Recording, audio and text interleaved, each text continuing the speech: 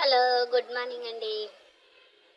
నేను డైలీ అర్ధ లీటర్ పాలు తీసుకుంటానండి. అర్ధ లీటర్ పాలల్లో టీ పెట్టి పిల్లలకి ఇచ్చి ఇలా గ్లాసులో నెయ్యి పెరుగు తీసి దాన్ని డైలీ ఫ్రిడ్జ్లో పెట్టినాక స్పూన్తో తీసి ఇట్లా మీకు చూపించేదానికి పెట్టానండి. అది 15 రోజులు తీసిన వెన్నపూస మీగడ,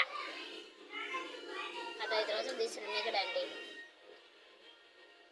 అది ఫ్రిడ్జ్లో పెట్టిన తర్వాత మీకు చూపిస్తానండి. 10 రోజులు తీసింది అలా మిక్సీలో వేసి మిక్సీ జార్లో వేసి మిక్సీ చేస్తానండి. గట్టి వెన్నపూస చూడండి, నీళ్ళు పోసి నీళ్ళల్లో వేసినా కరగలేదు, ఎంత గట్టిగా ఉందండి.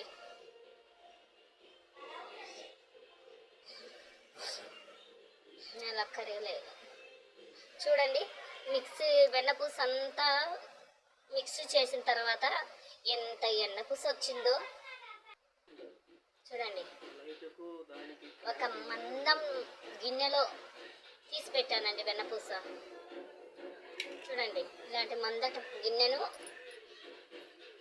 గ్యాస్ మీద సన్నని మంటతో సెగ చేయాలండి. వెన్నపూస అంతా దాంట్లోకి తమలపాకు, ఉప్పు, తెల్లగడ్డలు, ఆ గిన్నె వెన్నపూసను సన్నని మంట మీద పెట్టినానండి. అది ఉప్పు కల్లులు వేయాలి ఫస్ట్. అదే అలాగా సన్న మంట మీద మరిగిన తర్వాత 5 ఎల్లిపాయలు అట్లా చిట్లగొట్టి